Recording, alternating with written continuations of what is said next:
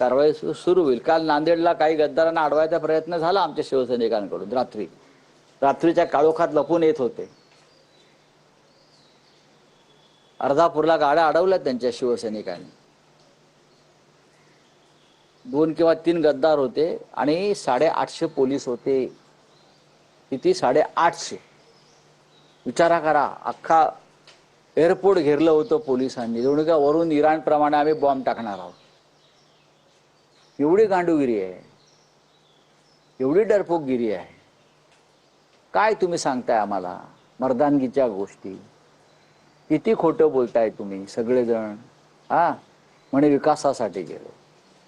राऊतसाहेब शिंदे काल असं म्हणाले की या सगळ्यांना पुढच्या 2029च्या निवडणुकीत खासदारकीची उमेदवारी मिळेल, हे धनुष्यबाण या चिन्हावरच लढतील आणि त्यांना आम्ही जिंकूनही आणू.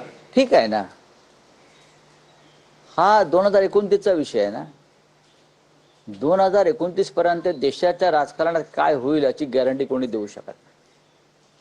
मिंदे तरी खुर्चीवर राहतील का किंवा राजकारणात राहतील का याची गॅरंटी नाही. नरेंद्र मोदी प्रधानमंत्री राहतील का याची गॅरंटी नाही. महाराष्ट्रात काय होईल याची गॅरंटी नाही. पुलाखालून बरंच पाणी वाहून जाणार आहे पुढल्या काळामध्ये. राजकारण फार चंचल असतं आणि बहुमत हे त्यापेक्षा चंचल असतं. हे अजून मिंद्यांना माहीत नाही. आम्ही त्यांच्यापेक्षा राजकारणात जास्त पावसाळे पाहिले आहेत. फक्त आम्ही पैशाचं राजकारण केलं नाही.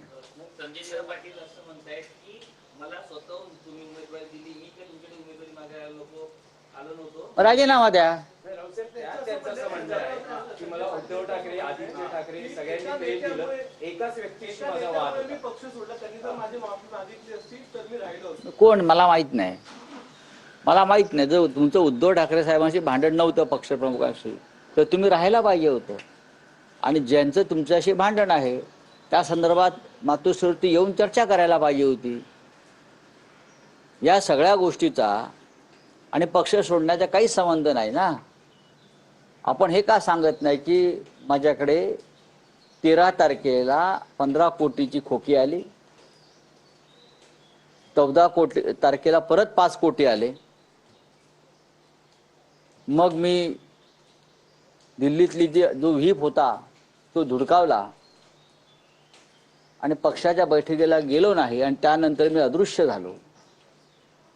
आणि त्यानंतर मला उरलेले 35 कोटी काल यशवंतराव चव्हाण प्रतिष्ठानला जाण्यापूर्वी मिळाले. हे त्यांनी सांगायला पाहिजे गद्दाराने सगळ्या. हा गद्दारीचा हिशोब माझ्याकडे आहे. यांनी गेल्या काही काळामध्ये जे व्यवहार केलेले आहेत ते व्यवहार सुद्धा ईडीच्या रडारवरती आलेले आणले गेले. मग त्यात धाराशिवचे खासदार असतील, त्यांच्या बँकेचे व्यवहार असतील, अनेक गोष्टी माझ्याकडे आहेत, आमच्याकडे आहेत. त्याच्यावरती काल पक्षात चर्चा झाली. प्रत्येक फाईल समोर आहे. आणि आता सांगू कोणाला कुठे ब्लॅकमेल केलं, कोणत्या हॉटेलमध्ये ब्लॅकमेल केलं, कोणत्या खोलीत ब्लॅकमेल केलं, हे सांगू ना आता हळूहळू. ही काय वेळ नाही, सांगू आम्ही योग्य वेळी हे बाहेर काढू. पण राऊतसाहेब संजय पाटलांचं म्हणणं असं आहे की मला खासदारकीची उमेदवारी स्वतः उद्धव ठाकरेंनी दिली. जी जागा काँग्रेस किंवा एनसीपीला जाणार होती हे लक्षात घेतात त्यांनी मला इथे उमेदवारी दिली.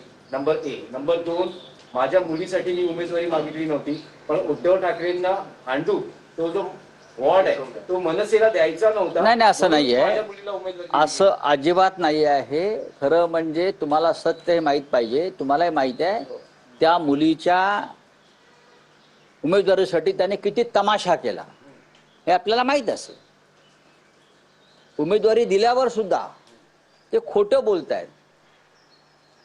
मिंदे गटात गेल्यामुळे त्यांना खोटं बोलायची जास्त सवय लागलेली आहे. ते मिंदे गटात गेल्यावरती एक खोटं बोलण्याची नशेची गोळी देतात ते, बरं का. ती तोंडात ठेवूनच बोलायचं असतं. तर ती भांगेची गोळी जी आहे खोटं बोलण्याची ती घेऊन सगळे बोलतायत.